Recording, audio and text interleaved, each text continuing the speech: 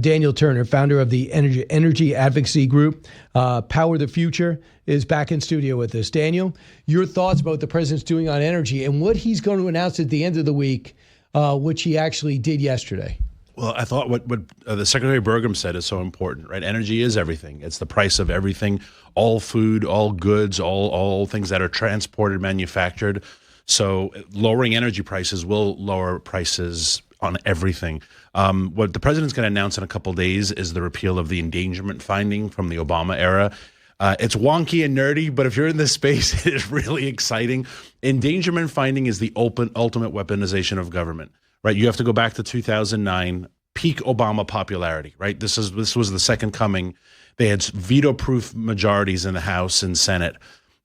Super majorities, right? Republicans were dead in Capitol Hill. And even that Democrat Party was unwilling to pass legislation in the climate space. It's all climate. It's an emergency, climate emergency. We're going to put massive regulations in. Yep. How much do they cost the government, do you think? Trillions of dollars over the years. And it wasn't done through your legislator, right? Brian Kilmeade didn't get a chance to weigh in via the person he sent to Congress or the Senate. So they just said, you know what, we're never going to get this done. We're going to give this power to the EPA, and the EPA will regulate. Questions that we should have real good conversations on. What is pollution? Right? Let's have a conversation. What is a greenhouse gas?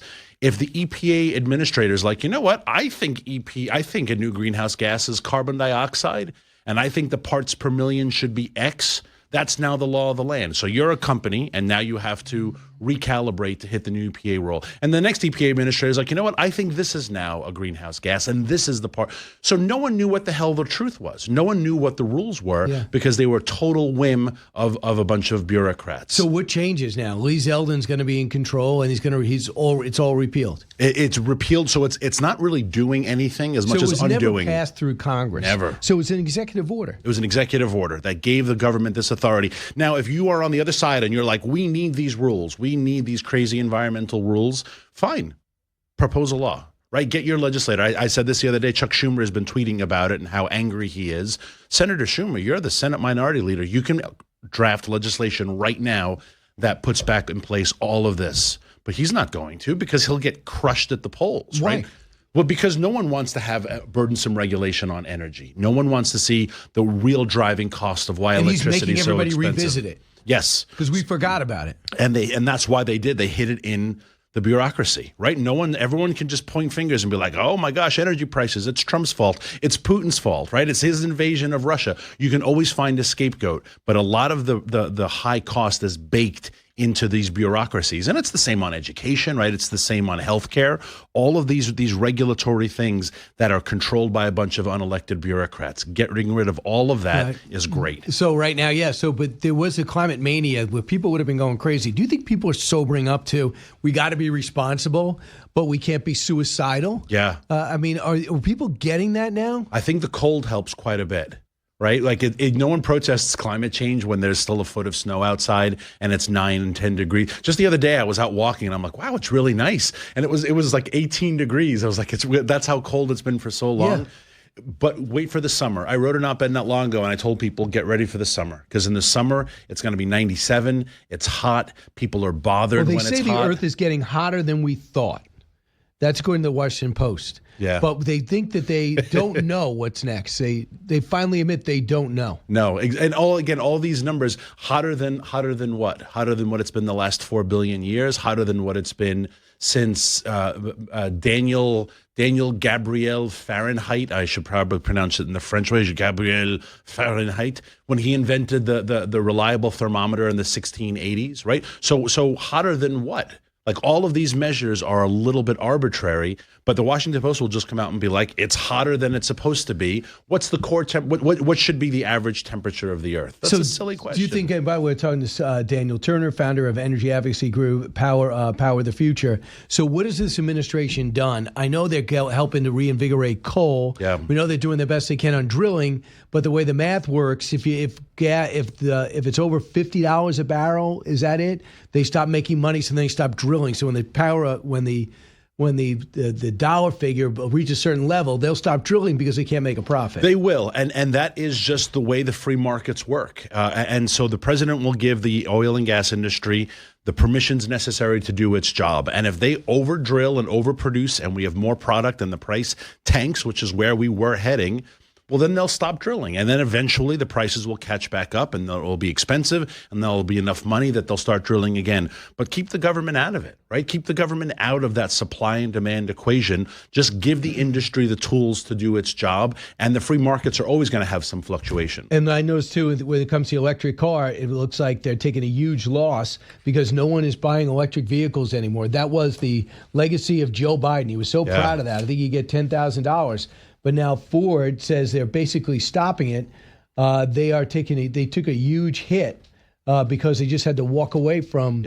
I guess is the Lightning. My F-150 Lightning. My colleague has an article today in Real Clear, Larry Behrens, and he talks about how this is the first Super Bowl where there were no EV commercials in like 6 or 7 years. No EV commercials whatsoever. Why? Because there's no demand for it. I'm not anti-EV. Drive whatever vehicle you want.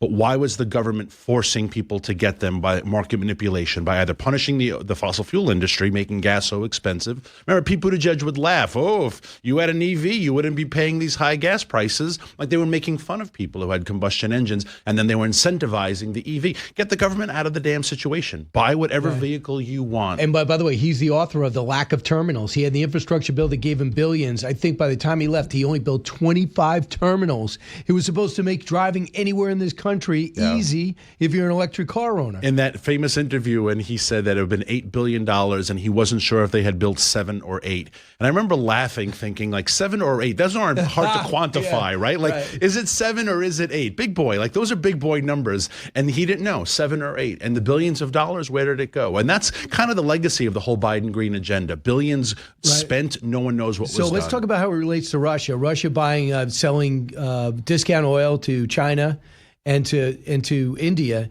India said, we'll start buying it from you now, natural gas and oil. Do you think they'll execute that way, and are we capable of supplying them? I think we are, and I think they have to execute that way, and I think the president is using oil as leverage around the world for good. The sanctions back on Iran, what he's done in Venezuela, and try to force Russia from not having customers, that's the best way to bring about world peace. How about Cuba?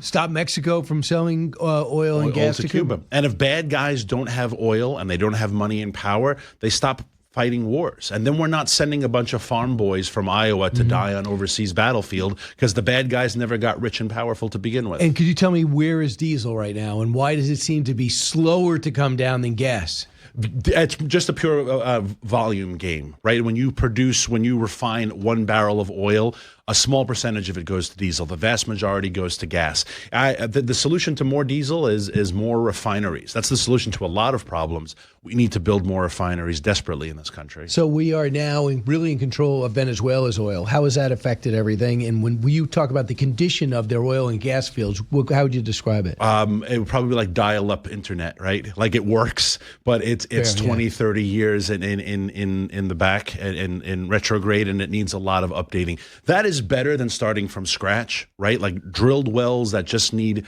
better infrastructure, better maintenance is a lot better starting point than no wells whatsoever. Has it affected anything in the global market? Really hasn't. I mean, I watched that happen. Remember, I think it happened on a Saturday morning, right? Like we all woke up and that had happened on Friday night, and I totally anticipated. I did a Fox show that I said, I'm curious to see oil markets open Sunday, 6 p.m. is when oil markets open worldwide. I assumed they were going to go up $15, $20. Nothing. They were flat. Oil's up a little bit since then, but $4, $5, right? It's really been remarkable, the resiliency of the American energy industry, that the Venezuela engagement did nothing. So now we start this rare earth vault in case of a rainy day. We got it for oil, and we got it for gas, oil and gas. We know about that, the Strategic Oil Reserve. That was what the president announced. But he's also been working hard with our allies from Pakistan to Australia on getting rare earth deals after China said, we're going to hold him back for a while to kind of use some leverage against us. What progress are we making? Slow, but steady and necessary. It was back in the 90s, the then premier of China, Deng Xiaoping, said the Middle East has oil, but we have rare earths. right? They knew that rare earths were the wave of the future. The internet and the personal computer were just starting. They needed these trace elements of rare earths in their CPUs and in their chips. So they saw this future. They were way ahead of us in building out the rare earth and dominating this market. Not only do they have it, but they go to the Congo and take it over. With slave labor. Yeah, and they leave the country. Little kids with spoons on mountains. Leave the people at absolute ruins. Some warlord gets all of the money, right? They promise money and infrastructure for the community, but they don't. It's all stolen and awful conditions. China. We're making all these deals, and I think with Argentina too. They also have rare earth. Yeah. Do you see a year before we can supply our own here domestically and through our allies and trade partners? I'd put it back to Venezuela that if the mine already exists and it's shifting who its customer is and making it more profitable, then a year is good. If we're starting from scratch, right, there are mines in America that we just got permits to open. It's going to take 7 or 8 years to get those mines because we haven't been mining for a long time because of the environment. Exactly. So we allow slave children in sub-Saharan Africa to do it, and we call ourselves green. Yeah, I think it's absolutely crazy. But I think that's one thing the Secretary Burgum and Chris Wright is talking about, is getting the rare earth deals done immediately, get that vault set up. So if China turns around and says, we're holding it back, our military gets hurt, our computers are obviously hurt, the iPhones, communication, and they knew it. Yeah. And it seemed to have jarred the president. It did. And you know what I love about this conversation is this is why I love this industry, because you hear this like, you're a shill for big oil, which is so boring and basic. Like oil, rare earths, metals, minerals, it is human dignity. It's world peace. It's slave children. It's better working conditions, right? These are really important issues of humanity and human flourishing that depend upon oil, gas, and coal and metals and minerals. And when you have someone like Joe Biden tinker in this space and produce chaos, all it does is diminish human dignity. What's your view on windmills? Because there's a big battle in Long Island right now because they have these contracts done. I think they bought them from Sweden. They're drilling them. The president said stop. Court says do it again. Your thoughts? Oh, I don't know what part of Long Island is getting them. I assume it's not water. Long Island Sound. No, but is it East Hampton though? Like who's going to look out from their $40 million compound and see a windmill? I think they all are. Montauk. Oh, it's going to go on the North Shore. Yeah. Okay. I wouldn't be surprised if the president stops it because he hates windmills. He hates that they're foreign made. No, a court reinvigorated it after they stopped it. But you know, I think he'll use national security protocols to shut it down. They're worried about radar. They're worried about first defense. They're worried about the military. And if you're a fisherman, and Long Island still has a lot of fishermen, and we're not far from lobster country, those people's lives are going to get destroyed. Why? Because they're not going to have any of the land, the leased land to fish in, because it will all be cordoned off because of the windmills. They have very big footprints in the water, and you're not allowed to fish very close to them. And I know in New Jersey it was killing the dolphins, wasn't it? And the whales. Remember, we used to hear about whales washing up all the time on the Atlantic shore. Why did that stop suddenly? You know, climate change? No, it stopped because we stopped the sonar